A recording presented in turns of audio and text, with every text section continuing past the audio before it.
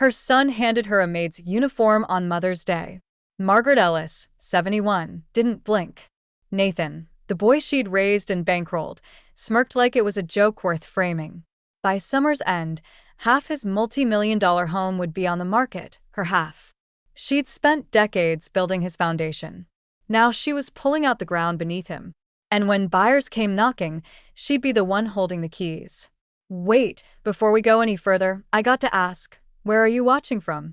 Drop it in the comments, and don't forget to subscribe. Margaret Ellis parked her car with quiet precision at the far end of the sweeping driveway, just beneath the dappled shade of a crepe myrtle. Nathan's house loomed in the mid-morning sun, an angular white-bricked monument to everything he'd convinced himself he deserved. The landscaping was immaculate, every hedge trimmed like a military haircut. Even the wind chimes on the porch seemed intentional, designed not for sound, but for status. She took a breath, one hand still on the steering wheel. It was Mother's Day, and Nathan had insisted, almost demanded, that she come to brunch. Family tradition, he'd said. The invitation had felt less like a request and more like a summons dressed up in obligation and self-congratulation. Still, Margaret had agreed. Sometimes silence takes its time to gather its voice. The front door swung open before she reached the steps. Nathan stood in the doorway, teeth gleaming, arms wide, as if he'd just been voted mayor of his own mansion. "There she is," he said with theatrical enthusiasm. "The woman of the hour." Margaret offered a cool smile, one she had perfected over decades of keeping other people's households in order. She stepped inside, where the air was crisp with lavender diffusers and faintly masked tension. The walls were clean white, punctuated by oversized art meant to look expensive. From the kitchen, she could hear Charlotte directing a caterer with the forced warmth of someone auditioning for charm. "Happy Mother's Day, Margaret," Charlotte called, gliding over in nude pumps and a champagne-colored shift dress. "You look so elegant today." "I wore what I had," Margaret replied simply. Paige appeared near the kitchen island, her shoulders slightly hunched, her eyes catching Margaret's with something like quiet urgency. The girl gave a small, almost imperceptible nod, an attempt at solidarity. Before she could move further into the house, Nathan clapped his hands together and gestured toward a silver-edged gift box resting on the sideboard. "Before we dig into brunch," he said, "I wanted to give you something special, thoughtful, a little trip down memory lane." Charlotte chuckled softly, resting her hand on Nathan's arm. "Oh, he's been so proud of this one. Open it, please." Margaret approached the box slowly, the air thick with anticipation that felt just slightly off. She removed the lid, and for a moment her eyes didn't register the contents. Then they did. Folded with careful precision was a crisp black maid's uniform, the kind with starched edges and a white apron laid over the top like punctuation. Resting on the neckline was a small cream-colored note card. The handwriting was unmistakably Nathan's, flourished, bold, as if he were signing an autograph instead of insulting a legacy. "Back to your roots," it read. No one spoke for a beat too long. Charlotte made a light, nervous sound that passed for laughter. "Nathan's humor is, well, you know, he's always teasing." Nathan raised his eyebrows expectantly, as if he were waiting for applause. "Come on, it's a joke. You've got to admit, it's a little funny." Margaret looked down at the uniform again, then at her son, then at Charlotte. Her expression didn't harden. It didn't crack either. It simply cooled like the surface of a lake icing over in real time. Across the room, Paige mouthed a silent message, "I'm sorry." Margaret placed the lid back onto the box slowly, and with the same care one might use to seal a wound. "Thank you for brunch," she said, her voice calm and unhurried. "It looks lovely." Then she turned, walking with complete control toward the door, her heels tapping softly against the imported tile as if marking the rhythm of her departure. She didn't glance back. She didn't need to. "Mom," Nathan called after her, his voice slightly higher now, the confidence starting to buckle. "Are you really leaving?" She didn't answer. She reached her car, slid into the seat, and closed the door with a deliberate motion that sent no echo, just finality. As she backed out of the driveway and turned toward the road that would take her back to her side of town, she didn't look in the rearview mirror. There was no point. The past was no longer behind her. Inside her purse, her phone buzzed. A text from Nathan, no doubt. She ignored it and instead reached for her address book, the kind still bound in leather. With a fingertip worn by work, but steady as ever, she flipped to a number she hadn't dialed in years. It rang twice before a gravelly voice answered. George Withers speaking. Margaret adjusted her grip on the wheel and said without pause, "George, I'd like to talk about selling a house." Margaret stood at the edge of her backyard, where the grass had gone uneven from summer heat and low ambition. A few stubborn daffodils she hadn't planted kept pushing up between the fence posts. She hadn't touched them. Some things insist on blooming, even when forgotten. She set her coffee on the splintered railing of the porch and exhaled a long breath through her nose. Not in anger, not even in regret, just memory. This house, her house, wasn't much to look at from the street. It had no polished brass fixtures or symmetrical boxwoods, no hand-laid stone driveways or curated mailboxes. But the deed bore only her name, and every nail and brick inside it had been paid for with her body, her back, her knees, her lungs. She had earned the quiet here. She walked inside, poured herself the rest of the lukewarm coffee, and carried it to the small table by the kitchen window. The early sunlight cut across her hardwood floors, catching on dust and scars in the wood like lines in a well-read book. The maid uniform Nathan had gifted her still sat folded in the trunk of her car, untouched since she'd driven away. She hadn't decided what to do with it. She supposed there'd be time for that later. On the table sat a manila envelope she'd pulled from a filing cabinet earlier that morning. It held the original mortgage documents from Nathan's house. Her initials scrolled next to his on page after page of legalese. The down payment check stub still neatly paper-clipped inside. Her husband, Frank, had signed, too. He'd passed 4 years ago, but his name remained in ink, steady and present, like he was watching from just beyond the margins. They had co-signed. They had co-funded. They had, for all intents and purposes, built the foundation beneath Nathan's mansion. And when Frank died, Margaret never bothered to take her name off the title. She hadn't seen the point until now. She pulled out her phone and dialed George. "I thought I might hear from you again this morning," George said, his voice low and dry, with that worn southern lilt she trusted more than most gospel sermons.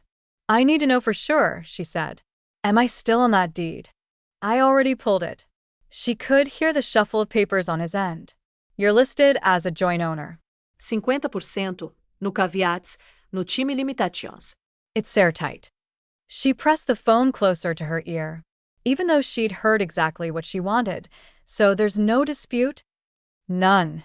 If you want to sell your share, Margaret, no one can stop you. Not legally. Margaret stood slowly and walked back to the porch, the floorboards creaking beneath her step.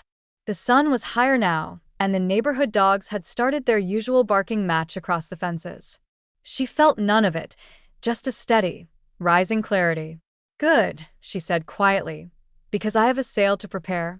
A door opened next door, and Helen Briggs stepped onto her own porch, wearing her gardening apron and holding a coffee mug that read, "Leave me alone. I'm bloomin'." She spotted Margaret and raised her eyebrows in a silent question. "Got a minute?" Margaret called over. Helen crossed the lawn in under 30 seconds, her knees creaking more than she'd admit, but her energy sharp as ever. She sat beside Margaret on the porch swing, set her mug on the armrest, and waited. "I'm selling my share of Nathan's house," Margaret said without preamble. Helen blinked, lips parting. "You're what?" "I'm still on the title. Frank and I never removed me. I helped pay for that place, Helen. I gave him roots, and he threw them back in my face, tied up in polyester and a bow." Helen took a long sip from her mug, then placed it down with a quiet clink. "Are you sure this isn't too much?" Margaret's eyes didn't waver. "It's exactly enough." A breeze stirred the porch, bringing with it the faintest scent of cut grass and salt from the marsh a few miles off. Margaret closed her eyes briefly and breathed it in. The text came just after noon. "Hope you liked your gift. It was a joke." Lighten up. Margaret stared at the message for a long moment, the screen glowing in the palm of her hand as if it were daring her to react. The words felt small, flimsy, like they were trying to float above what they'd done. She read it once, then again, then tapped the side button and locked the phone without typing a single letter in return. She hadn't decided yet what Nathan would deserve from her in the end, but she was clear now on what he didn't. A reply. Outside, a car idled quietly by the curb. A white Ford Explorer with no decals, no logos, just a small magnetic sign on the door. Low Country Premier Appraisals. The man who stepped out wore a navy polo and khakis, his clipboard tucked beneath one arm, and a practiced, neutral expression on his face. Margaret met him halfway down the driveway. "Mrs. Dalton?" he asked politely. She gave a faint smile and offered her hand. "Miss Dalton." "Yes. Thanks for coming." That name had been her mother's. She used it now the way some people use tinted windows, not to hide but to limit who could see clearly. He nodded and glanced at the folder she handed him. Tax records, photos, square footage specs, and then up at the house. "Do you need interior access today?" she asked. No, ma'am. "Public records and curb appeal will get me close. We can schedule an interior walkthrough later if you move forward." She watched him work from the porch, jotting numbers and snapping discreet photos from the sidewalk. He moved with quiet focus, not the kind that asked questions, and she appreciated that more than he would ever know. By the time he got back in his car and gave her a short nod, no small talk, no lingering, Margaret already knew. The house was worth more than Nathan had ever told her. Likely well into 8 figures now with the recent coastal rezoning and Charlotte's endless renovations, and half of it, without dispute, belonged to the woman he dressed up as his own punchline. Inside, Margaret sat down at the kitchen table and opened her laptop. She navigated to a secure email account George had helped her set up years ago, back when they were still sorting out Frank's estate. The name on the inbox wasn't hers. It belonged to Elmshore Holdings LLC, a quiet legal shell she'd opened in 2019 when the idea of protecting assets had seemed more like a chore than a plan. Now it felt like armor. An email from George waited at the top of her inbox. Subject: Preliminary Documents. Sale Preparation. She opened it, scanned the attached files, and nodded to herself. George worked like a surgeon, methodical, bloodless, and always 5 steps ahead. He'd already begun drafting the language for a potential sale. Margaret reviewed each page slowly, absorbing the details. The paperwork moved through legal clauses like a quiet declaration of war. She didn't feel triumphant, not yet, just grounded. Every step she took now was a step away from who she'd allowed him to become in her presence. She rose from the table and wandered to the back door, pushing it open just enough to let the smell of jasmine and salt air drift in. The porch boards were still warm from the morning sun. Somewhere down the block, Helen's wind chime gave a single metallic ting before falling silent again. Her phone buzzed once more. Not a message this time, just a notification from social media. Paige had once set up an account for her and forgotten to log out. Margaret picked up the phone and saw the post at the top of the feed. Charlotte Ellis blessed to build generational wealth together. Legacy, Ha's family first. Beneath the caption was a filtered photo of Nathan, Charlotte, and Paige standing in front of their house, her house, smiling like nothing had ever cracked the surface. Margaret stared at the screen until her thumb moved, without her quite willing it to. She took a screenshot, filed it away, and whispered, "Let's see how she likes generational liquidation." The dining room in Nathan's house was built for spectacle, walls paneled in mahogany veneer, a glass chandelier dripping crystals like melting ice, and a table long enough to seat a boardroom. But that night, it held only 5 people. Nathan at the head, Charlotte at his right, Margaret at the far end, and Paige between them like a neutral zone. The food was elaborate but untouched. Imported sea bass, grilled artichokes, some risotto that Margaret was certain came from a recipe Charlotte had never actually cooked herself. The air smelled faintly of lemon and wine, but something sour lay beneath it, unspoken, metallic. Charlotte took a small sip from her Pinot Grigio and dabbed the corner of her lip with a cloth napkin before speaking. "We've been thinking about adding a pool cabana this summer." Maybe with a little wet bar. Nothing extravagant, she said with a dismissive wave. But it just feels like the property's begging for one. The value's so stable right now. Margaret nodded slowly, her fingers lightly resting around the stem of her water glass. She didn't drink alcohol at their table anymore. She preferred to keep her senses sharp. That sounds ambitious, she said, her tone even, neither impressed nor critical. Charlotte smiled, mistaking neutrality for approval. It's just about using the space wisely, optimizing. Nathan leaned back in his chair and swirled his wine, one arm slung behind Charlotte's chair like he owned her, too. Or, he said, eyes gleaming, we turn the maid's quarters into a nice little corner for Grandma. Keep her close, right? The laughter that followed wasn't loud, but it was sharp, like a fork scraping ceramic. Charlotte smiled politely, though even she seemed unsure whether to commit to the joke. Paige stared down at her plate, shoulders stiff. Margaret smiled too, a small and precise gesture. Let me know if you ever need to move quickly, she said, her voice quiet but deliberate. Sometimes opportunities come and go before you can grab a drink from that wet bar. Nathan blinked once, then covered it with a chuckle that landed just a beat too late. Always with the quips, Mom. Charlotte set her napkin down and changed the subject to the Charleston Garden tour she was co-chairing. Her voice flitted between sentences like a dragonfly skimming a pond, never staying long enough for anything to feel grounded. Margaret let the conversation drift over her.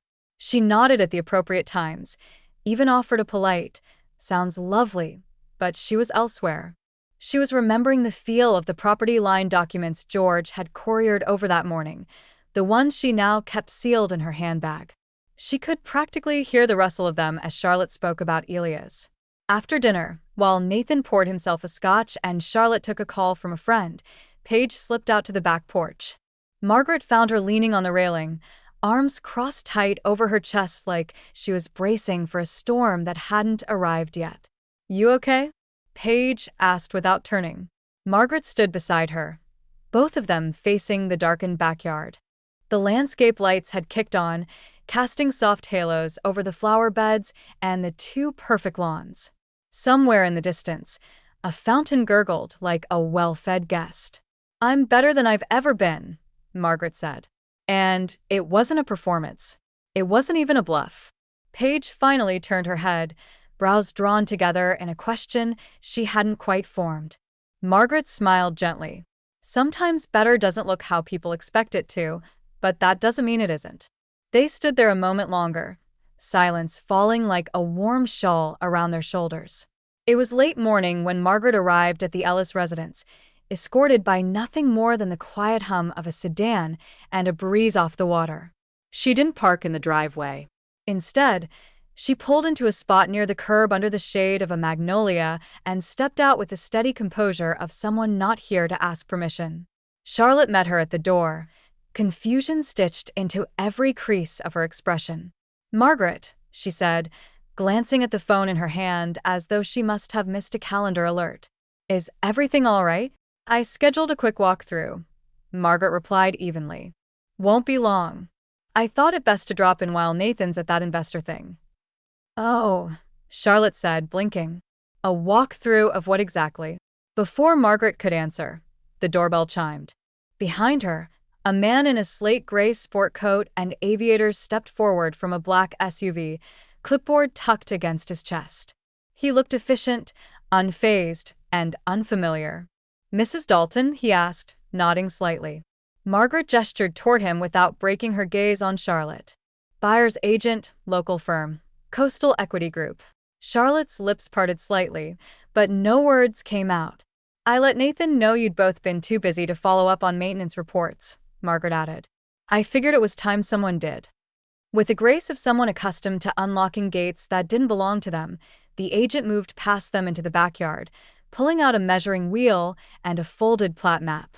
He walked the perimeter slowly, eyes sweeping the foundation, the retaining wall, the back porch with its recent additions. Charlotte glanced toward the kitchen, then back at Margaret. "Is there something going on I should know about?" Margaret smiled gently. "Yes," she said, folding her hands in front of her. but you'll hear about it when it's over. From the second-floor hallway, soft footsteps echoed. Paige appeared at the top of the stairs, barefoot and still in a hoodie, hair tied up loosely in a bun. She watched the scene unfold below like a child studying a chess game without knowing all the rules. She came down slowly and made her way out to the patio where Margaret stood watching the buyer's agent pace the fence line with quiet precision. Paige leaned in close. "Grandma," she whispered, "why are those people measuring the backyard?" Margaret kept her eyes on the man with the clipboard. "Just taking stock, sweetheart." "Of what?" "Of what I still own." Paige blinked, brow furrowed. She looked between her grandmother and the agent and said nothing more, though something about her posture shifted, like a page had turned in her that she hadn't expected to read aloud.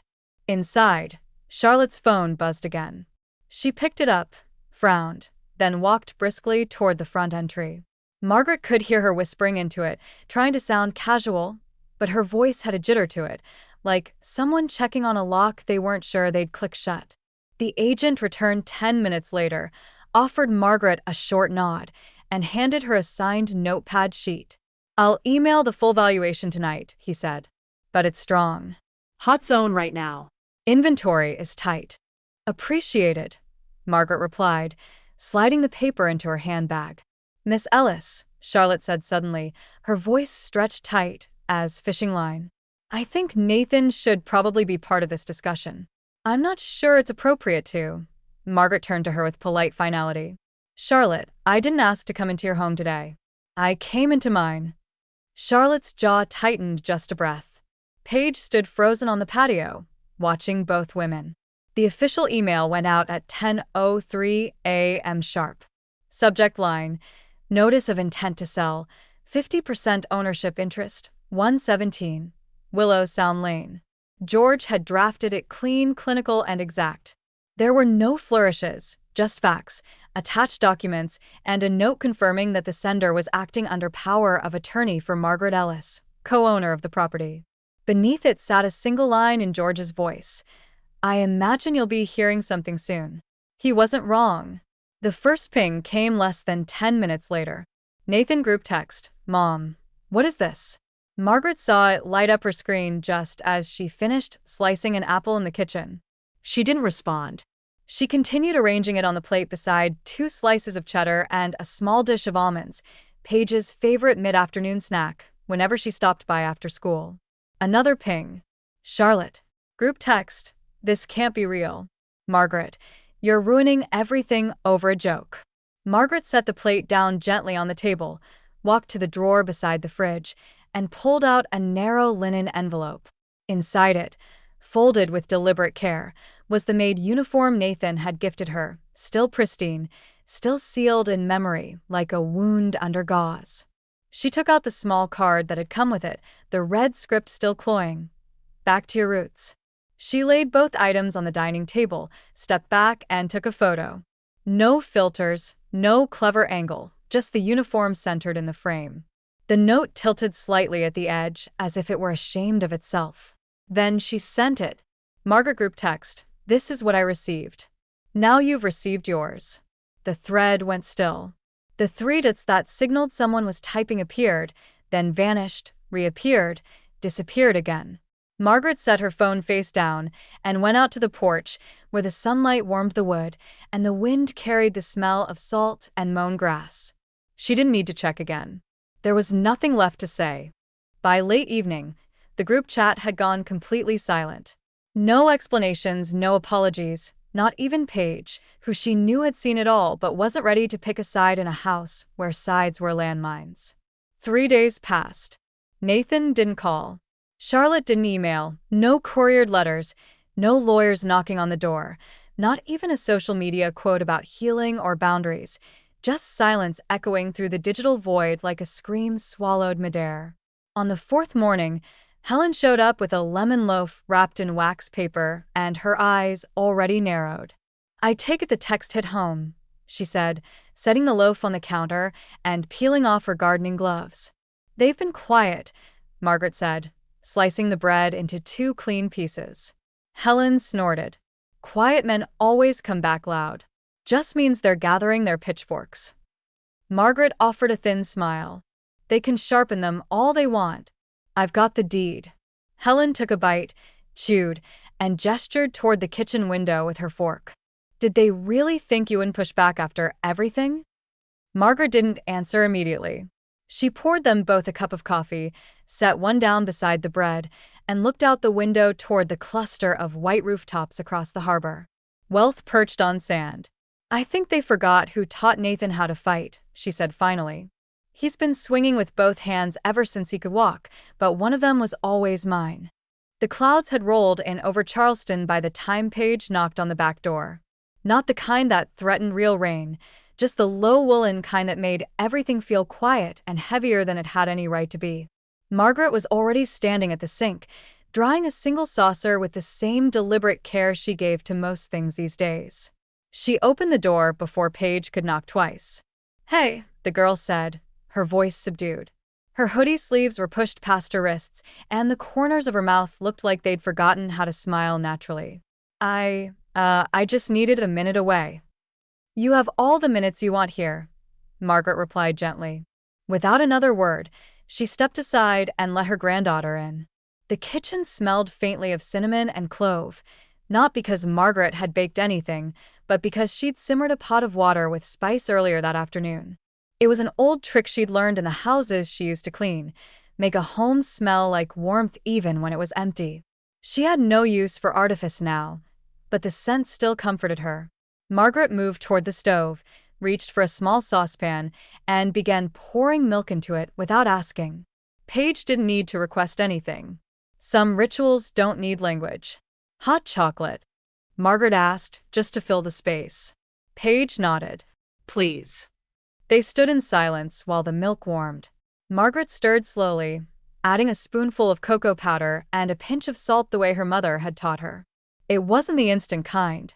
Charlotte bought in bulk from that boutique grocery store with the gold carts. This was the real thing, hand-whisked, rich, and meant to be savored. When it was ready, Margaret poured it into 2 ceramic mugs, mismatched, both chipped, and handed one to Paige. The girl wrapped her fingers around it like she needed it to warm more than just her hands. Margaret gestured toward the porch. Let's sit. Outside, the breeze moved gently through the garden, brushing past the hedges and across the porch rails. The old swing creaked once as they settled into it side by side. For a moment, neither of them said anything. The mug was warm against Margaret's palms, and the horizon beyond the backyard seemed to stretch wider than it usually did. Grandma, Paige said quietly, can I ask you something without you pretending it doesn't hurt? Margaret turned her head slightly. Always. Why would he do that? Paige asked. Why would Dad give you something like that uniform? What was he even trying to say? Margaret didn't answer immediately. She took a slow sip of the cocoa, then lowered the mug into her lap. Her eyes stayed fixed on the lawn where the porch light had begun to cast a gentle golden arc near the base of the magnolia tree. Because he forgot, she said finally. He forgot what I built, what I gave, and who I am. Paige didn't interrupt. She only listened, head tilted slightly toward her grandmother, as if leaning in would help catch more than just words. I scrubbed other people's baseboards so he could go to a better school, Margaret continued, her voice steady, but not without weight. I cleaned houses the size of that one across the marsh just to keep his world bigger than mine ever had the chance to be. I co-signed on his mortgage. I put money down when banks wouldn't lend him a dime. And then he gave me polyester shame in a box and thought I'd call it nostalgia. For a long moment, the only sound was the breeze threading itself through the porch slats. You're selling the house, aren't you? Paige asked softly, though it wasn't really a question. I'm selling my silence, Margaret said. And I've underpriced it for years. There was no bitterness in her tone. Just truth, measured and full-bodied like a sentence that had taken too long to say. Paige set her mug down carefully on the small table beside them. Will I still see you? Margaret turned to face her fully then, her eyes softening. Of course you will. My door's open whether that house closes or not, but I'll understand if it gets complicated. Paige looked down, pulling her sleeves over her hands. It's already complicated, but you're the only person in that entire family who doesn't lie with a smile. They sat in silence for a while, the swing swaying gently beneath them. Then Paige's phone buzzed on the table. She ignored it at first, but after the second buzz, she flipped it over. Her eyes skimmed the screen, her mouth going tight. Margaret raised an eyebrow. Something I should see? Paige turned the screen so her grandmother could read it. Text from Nathan. I need to know if she's poisoning you against me. Margaret didn't flinch. She set her mug down and folded her hands slowly in her lap. You can tell him no, she said. Paige nodded. I will. Margaret looked her directly in the eye, her voice calm and firm. Because I don't need to poison what's already rotting. The lobby of Withers and Hartwell was as quiet as a bank vault when Margaret walked in. The floors were slate, the walls a cool cream, and the receptionist greeted her with the clipped politeness reserved for old money or old power. Margaret, she supposed, was beginning to resemble both. She wore a navy blue wool coat, even though the day was already warm, and her hair was pulled back in a low, deliberate bun. She hadn't come to play a part, but she had come to be unmissable. George met her in the hallway with a nod, his reading glasses perched low on his nose, and a manila folder clutched tightly in one hand. He's already in there, George murmured. Brought a lawyer. Young, loud tie. Big on posturing. Margaret gave a faint smile. Good. Let's make sure he earns his invoice. The conference room was quiet when she stepped inside. Nathan was seated at the far end of the table, spine straight but not relaxed. The posture of someone trying to reclaim control without knowing where he'd lost it. His lawyer stood as she entered, extending a hand. Ms. Ellis, David Crane, legal counsel for your son. She shook his hand with civility, then moved to the chair across from Nathan. George sat beside her, laying out the folder and sliding it open with the slow confidence of someone who knew the floor beneath him wouldn't crack. Nathan cleared his throat. I don't know what this is about anymore, he said, his voice already starting to rise. I mean, look, I get it. You're angry, but you're going to destroy my reputation if this goes public. You understand that, right? Margaret took her time folding her coat over the back of her chair, smoothing the sleeves as she did. She looked at him squarely. You shredded mine, she said, her voice firm and even. The moment you gift-wrapped shame and called it tradition. Crane sat up straighter, already flipping through his binder. There's no precedent for a forced sale of a primary residence, especially one under active family occupancy. We've reviewed South Carolina case law. George held up one finger without raising his voice. Rayner versus Renner, 2011, joint ownership dispute, family residence, half-owner filed for sale, granted. Then again in Boone versus Carter, 2017, nearly identical structure. I'm happy to email you both. Crane blinked. Nathan sat back slowly, as if suddenly realizing that legal firepower only worked when you had the ground to stand on. I don't want to fight you, he said. This is over a mistake. No, Margaret replied. It's over a pattern. But let's not pretend you weren't warned. George slid a clean sheet of paper across the table. We're offering Nathan the right of first refusal, he explained, to buy out Margaret's share, 50% of the current market value plus interest adjusted over 10 years. It's generous given the level of equity involved. Nathan glanced down at the figure written at the bottom of the page. His mouth opened slightly, then closed, then opened again. You'd really do this? He said, as though the truth still hadn't fully landed inside him. You'd actually sell half the house out from under me? Margaret reached into her bag and placed a single item on the table, a printed copy of the photo she'd sent in the group text. The maid uniform, the note. I didn't come here to ask permission, Nathan, she said. I came here to offer you the first exit before the gate closes. Crane shifted in his chair, clearly sensing the air had changed. Nathan leaned forward, his voice thinner now. You don't need the money. Margaret's smile didn't reach her eyes. No, but I needed the clarity. The courthouse was half empty the morning Nathan showed up with his attorney, David Crane, trying to fast-track a motion that had no legs but plenty of noise. The filing was labeled Request for Temporary Injunction, Family Distress, and Property Disruption. The language inside it was full of vague emotional appeals dressed up as legal concern, irreparable familial damage, preservation of legacy, maternal instability. George didn't even bother to put on a tie for the hearing. He arrived with 2 case folders, a highlighted deed, and a calm that made Crane's performance look like what it was, a tantrum in a suit. Judge Halverson glanced through the packet with the energy of someone already regretting her docket. "Let me be clear," she said, peering over her glasses. "There is no legal ambiguity here. Ms. Ellis owns 50% of the property. That ownership is documented, unchallenged, and uncontested. If she wishes to sell her share, she may do so. The court will not interfere in a lawful real estate transaction because of hurt feelings." Crane objected briefly, weakly. The judge shut it down in a sentence and adjourned without a sidebar. Outside the courtroom, Nathan looked stunned. His posture sagged, and for the first time in weeks, he didn't have a comeback ready. Margaret didn't even bother turning toward him as she walked out beside George, her heels clicking evenly against the tile like punctuation. By the time Nathan made it back to his car, his ears were burning and his temper was fraying. Charlotte was already texting him from the kitchen counter, her message frantic and furious. "We need to get ahead of this. Local press is going to catch wind. If they find out your mother is selling the house from under you, we'll be a laughingstock." A second message followed seconds later. "What if we say she's not well? That she's confused? There's no paper trail on any diagnosis, but we could float the idea. Just a little leak. It'll buy time." Paige had come downstairs quietly to grab her headphones from the charger when she stopped just short of the hallway. She heard Charlotte's voice low and sharp through the open archway. "She's erratic. She's always been proud, but now it's turned into something else. This whole thing, it feels manic, doesn't it?"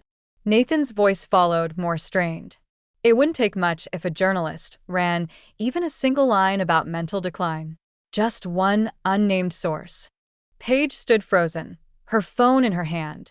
Then she hit the record button. She didn't say anything. She didn't make a sound. She just captured the entire thing. That evening, while Charlotte was upstairs taking a bath and Nathan was in his office scouring financial documents he no longer controlled, Paige drove across town without asking permission. She pulled into Margaret's driveway just as dusk was settling over the rooftops. Inside, Margaret was folding laundry, soft old towels that had outlived their color, but not their purpose. "I recorded them," Paige said, not waiting for hello. "They were planning to tell the press you're senile, that you're unstable, to block the sale." Margaret set down the towel she was holding and looked at her granddaughter for a long moment, first with surprise, then something closer to quiet pride. "Are you sure you want to be part of this?" she asked. "I already am," Paige said. "You're the only one who hasn't tried to use me like a chess piece." George came by an hour later after Margaret forwarded him the file. His face was grim, but efficient. "We'll file a preemptive protection order. Slander, coercion, defamation. Nothing theatrical, just enough to make it hurt if they try anything." By the next morning, George had it filed and stamped. That afternoon, Helen brought over a fresh loaf of sourdough and 2 glasses of boxed wine. "They tried to leak a smear campaign," she said, half laughing as she poured. "Lord, they're unraveling faster than a cheap apron string." Margaret clinked her glass lightly against Helen's, and they're still convinced I'll patch it back up for them. The air that Saturday morning was crisp in a way Charleston rarely allowed, a coastal breeze with enough bite to sweep the humidity off the sidewalks. Margaret arrived at Willow Sound Lane at precisely 9:48 a.m., wearing gray slacks, a tailored blouse, and a small gold brooch that had belonged to her mother. She parked 3 houses down, walked the rest of the way with her handbag looped over one arm, and smiled as she passed the florist's van pulling up behind her. Inside the house, the scent of lavender candles was already thick in the air. Charlotte's voice floated out from the kitchen, clipped and organized. "Shrimp on the right platter, not the left." "No, we're not doing oysters, Sandra." "We talked about that." Margaret let herself in through the side gate, where the buyer's agent was already waiting by the back patio with a clipboard and a canvas bag full of glossy one-pagers. He looked calm, professional, exactly the kind of man who knew how to sell homes without stirring conflict. "You ready?" he asked. "I've been ready," Margaret said. By 10:03 a.m., the first potential buyers began to arrive. Some in couples, some alone, one with a toddler gripping a juice box and pointing at the koi pond through the fence. They stepped through the gate, admired the view, commented on the marble patio and custom pergola as the agent guided them quietly through the backyard and toward the French doors leading into the living room. At 10:11, the catering van pulled into the driveway. Charlotte came outside in heels and pearls, her phone clutched tightly in one hand. The sight of strangers admiring her hydrangeas made her stop cold. "What the hell is going on?" she snapped, her voice carrying across the lawn like a snapped violin string. Margaret turned from the lemonade pitcher she'd just set on a tray. "Just showing the house," she said calmly. "Well, it's still partly mine." Charlotte's mouth opened, then closed.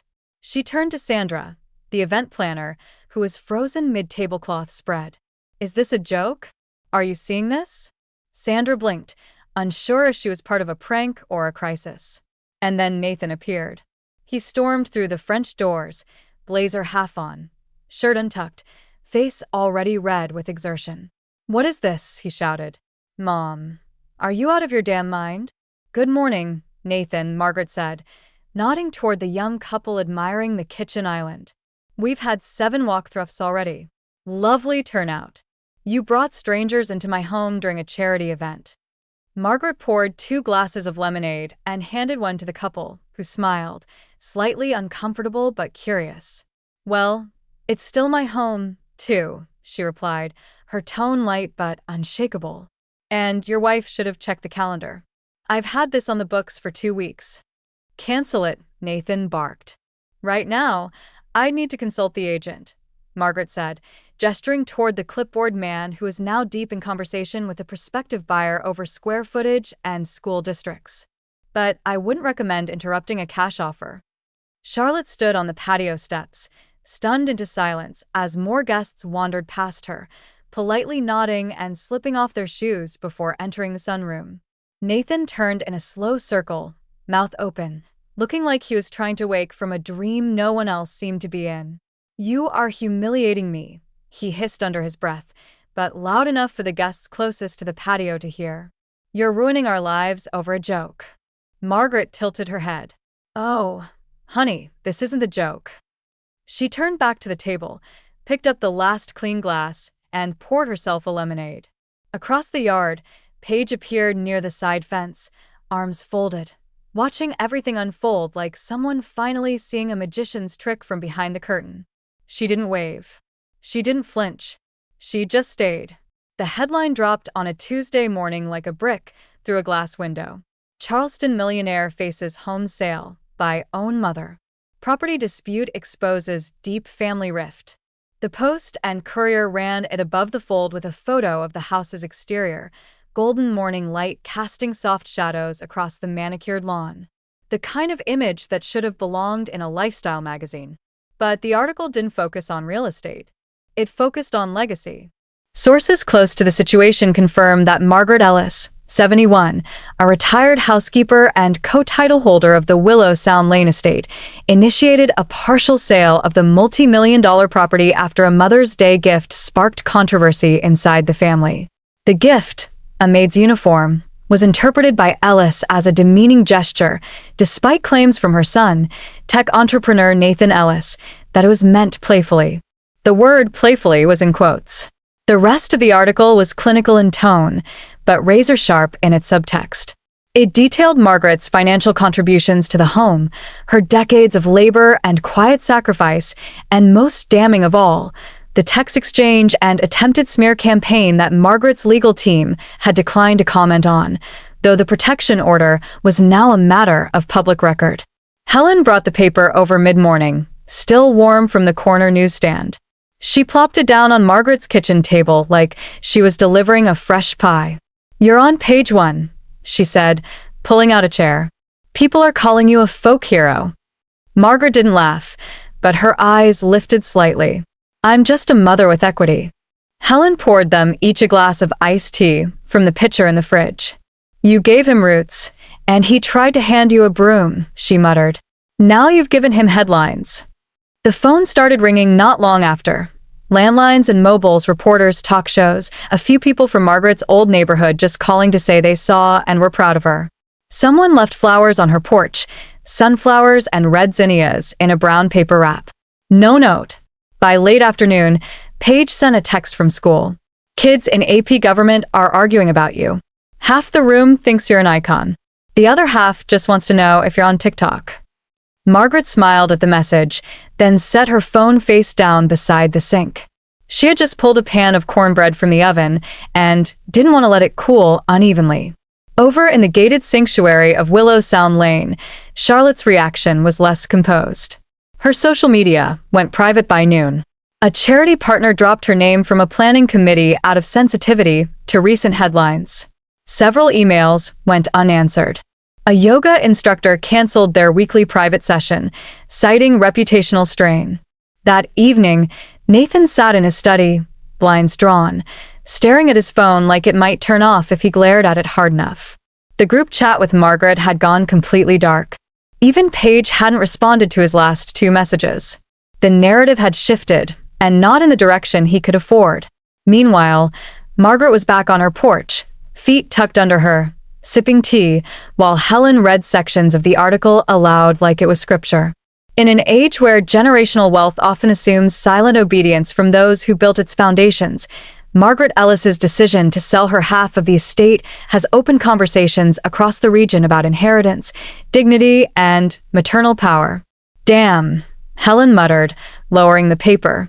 They're writing about you like you're an institution. Margaret exhaled through her nose, slow and careful. Maybe I am, she said. Or maybe I'm just what happens when a woman finally uses the full square footage of her name. The request came through George's office late on a Thursday afternoon, disguised as civility. A brief email from Crane, formal and polished, asking if Margaret might be willing to meet privately. No lawyers, no press, just a final family conversation. George read the message aloud with his reading glasses pushed low on his nose, and Margaret said yes before he finished the sentence. Just don't expect sincerity to arrive wearing a tie, she'd said. They met at George's office 2 days later in a room lined with law books and sunlight. Nathan arrived alone. No Crane, no Charlotte, no folder full of objections. Just him in a charcoal blazer and an expression trying to impersonate humility. He looked thinner than the last time Margaret had seen him, sharper around the cheekbones, eyes darting too much, like someone who'd gotten used to living in a house with blinds permanently drawn. George remained in the room, sitting at the far corner of the table, silent but not neutral, his presence like oak there whether you needed it or not. Nathan cleared his throat and started with an apology, though it barely cleared the floor. I just want this to end quietly, he said. No more drama, no more articles, no more people treating me like I'm the villain in some Southern Gothic. Margaret listened without blinking. I'm offering to buy you out, he continued, sliding a folded document across the table. It's 20% under appraisal, but it's fast, clean, no court battles, no media mess. I'll wire the money today. She didn't reach for the paper.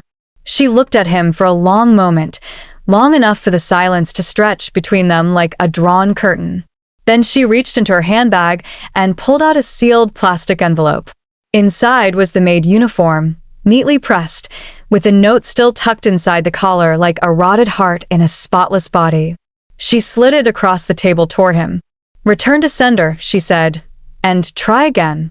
This time, bring your respect. Nathan didn't move. His hand twitched once, but he didn't touch the envelope. George leaned forward slightly. Her half of the home is currently valued at $4.78 million. Add interest on the 10 years she carried it without payment or acknowledgement, and we're closer to $5.6 million. You have 2 options, Nathan. Cash or court. Nathan's jaw worked in silence, like he was trying to choose something bitter that wouldn't go down. The air in the room grew still. Then the door opened quietly, and Paige stepped in. She hadn't announced she was coming, but George had sent her the address. Margaret looked up at her granddaughter, who offered a small nod before sitting beside her without hesitation. Nathan blinked. Paige, this is not. If you weren't my dad, she said, I'd cheer her out loud. The words landed without drama, flat and final. Nathan looked at her like she'd hit him, like the last scaffolding of entitlement had finally cracked beneath his feet. "You can call it business, Dad," Paige added. "But it stopped being that the minute you made it personal." He turned to Margaret again, this time without posturing. "You're really going to go through with this?" Margaret placed her hands calmly on the table, palms down, steady as stone. "I went through with it the moment you taught me the cost of staying silent." The wire cleared at 9:31 a.m. on a Wednesday. George confirmed it with a short call. "Nothing theatrical, just a clipped. Funds are in. You're liquid, Margaret." She nodded, said, "Thank you," and ended the call before the dial tone could catch up. Her hands didn't shake, not even a little. The sale had closed. She was no longer a co-owner of 117 Willow Sound Lane. She was its former investor, its invisible scaffolding, and now its paid architect of departure. The moving truck arrived before noon. The crew wore navy uniforms with stitched names and polite smiles. They took instruction well. Margaret directed them only once, asking that her framed photographs be packed together gently and that nothing be loaded until she'd had a final walkthrough. She moved through the rooms without rush or sentimentality. The house looked smaller now, not in square footage, but in grandeur. She could still remember laying grout in the downstairs bathroom herself when Nathan couldn't afford a contractor. She remembered picking out the pantry shelves from a resale warehouse to save $20. None of that was visible now, just marble, glass, and soft lighting trying to conceal the fact that some legacies are rented more than they're earned. Near the front door, she placed the small framed message she'd brought from her own living room. It was oak, polished, and propped upright on the console table. "To the woman who cleaned homes until she owned one, and the son who never understood the difference." She didn't tape it down, didn't announce it, just left it standing. By 12:47, Charlotte arrived. The brunch planning meeting had been canceled. The realtor had stopped returning calls. She looked tired, not in a way that could be fixed with concealer, but in the way someone looks when the scaffolding of social rank starts to tilt in the wind. Her heels clicked toward the foyer. Then she saw the frame. For a full 5 seconds, she didn't move. Then, with a sudden twist of her arm, she snatched the frame off the table and yanked it from the stand. "This is disgusting," she muttered almost to herself. "It's petty." Paige had just walked in through the side entry. She stood still for a moment, then walked over, took the frame gently from Charlotte's hands, and didn't say a word. She just tucked it under her arm like something fragile and sacred. Then she turned and left again without meeting either of their eyes.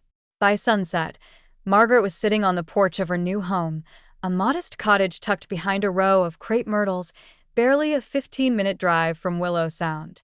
The porch wrapped around both sides like an embrace.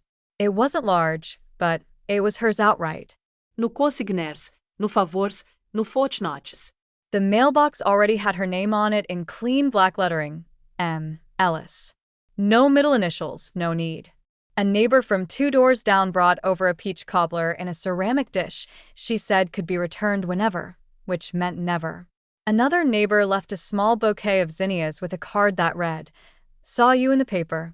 You deserve peace." Margaret hadn't met her yet.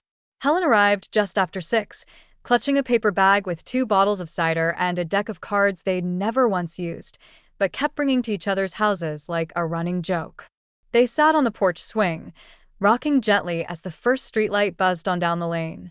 "So," Helen said, sipping from the bottle, "you sold his house. How do you feel?" Margaret leaned back against the cushion and let the silence breathe for a few seconds before answering. "I feel located," she said finally.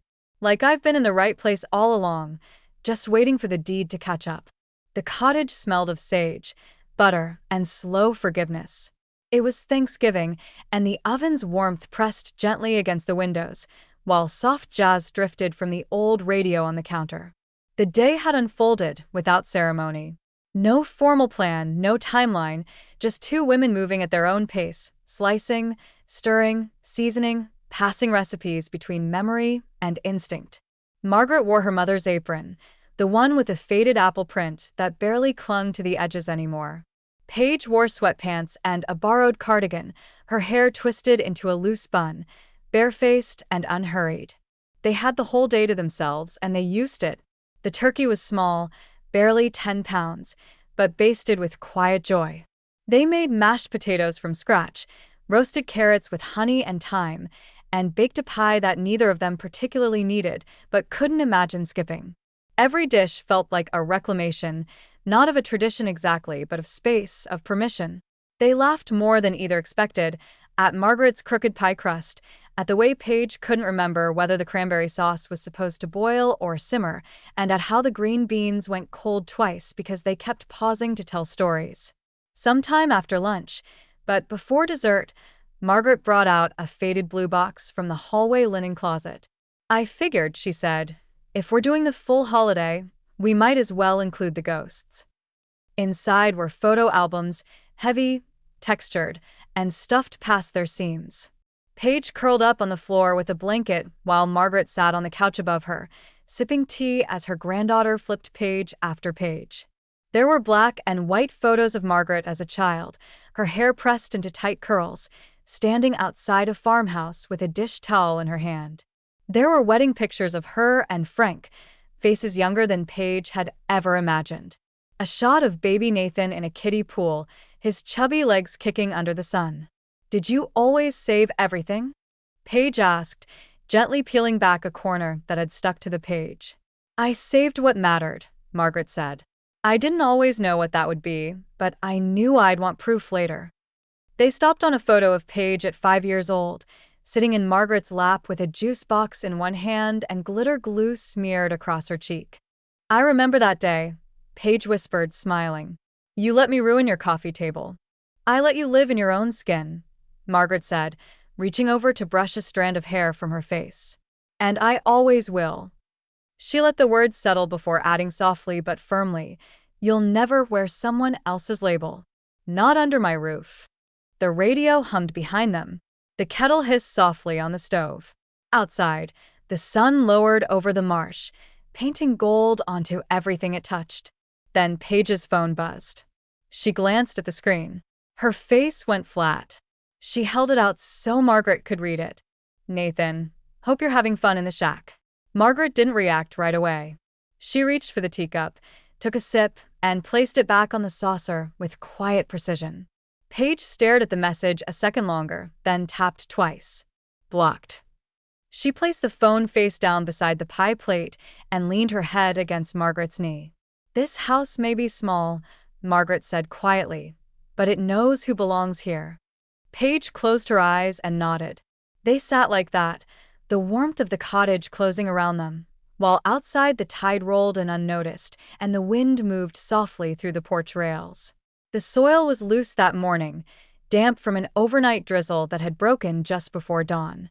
Margaret knelt at the edge of her wraparound porch, with gardening gloves tugged tight and a small canvas apron tied around her waist. Beside her sat a wooden crate filled with lavender starters, tomato vines, and a dozen tulip bulbs wrapped in newspaper. She wasn't planting for aesthetics. She was planting for legacy. The dirt welcomed each new addition like it had been waiting. She worked slowly, hands steady, mind quiet. The tulips went in first, her mother's favorite. Lavender next, along the porch line to keep mosquitoes away and memory close, and finally the tomatoes planted with enough room to climb. A hand-painted sign staked in the corner read, "Back to her roots." Paige had helped her letter it the night before, dipping the brush in careful strokes while Margaret sipped tea and pretended not to tear up. By late morning, Margaret had moved to the porch steps, wiping her hands on a towel when a familiar pickup rolled down the lane. It pulled into the driveway and stopped with the same mechanical sigh it always made. George stepped out, still in his court shoes, but with no briefcase. He held a folder under one arm and a smile that gave nothing away. "Retired," he said as he climbed the steps. Margaret raised a brow. "Really? Effective this morning? I'm not billing you for this visit, so don't make me regret it." He handed her the folder. Inside was a deed, not to her current home, but to a modest cabin upstate he'd inherited from an uncle and never found time to use. "In case," he said, "you want more land to own?" Margaret stared at the document a long moment, then closed the folder and set it on her lap. "I might just name that one aftershock," she said. George grinned. "That's poetic. A second act for seismic women." After he left, Margaret went back inside and wrote a check to the local community college, an unrestricted donation designated for working mothers returning to school. It wasn't enormous, but it was clean and quiet and hers. She folded the receipt into a drawer near the stove beneath old recipes and a photograph of herself in her 20s, holding baby Nathan in a threadbare rocking chair. That afternoon, Paige arrived carrying a poster board sealed in protective wrap. "It's for school," she said almost shyly. "We had to create something about power." She unwrapped the board and leaned it against the porch rail. The title read, "The Woman Who Bought Herself Back." It was a collage, part illustration, part photo transfer, part stitched fabric. It showed a silhouette of a woman planting seeds while skyscrapers loomed behind her. But the flowers grew taller than the buildings. On the bottom corner was a photo of Margaret cut from the newspaper, holding a glass of lemonade in front of Willow Sound Lane. Margaret didn't speak at first, then quietly said, "It's stunning." Paige sat beside her. "So are you." The wind picked up, rustling the young lavender, tilting the porch chimes just enough to make them sing. They sat together without needing to speak, watching the garden take root. And after a long, slow minute, Margaret said what she'd never said to anyone, not even herself. "He gave me a uniform," she said. She looked out across the flower beds and smiled. "I gave myself the title owner."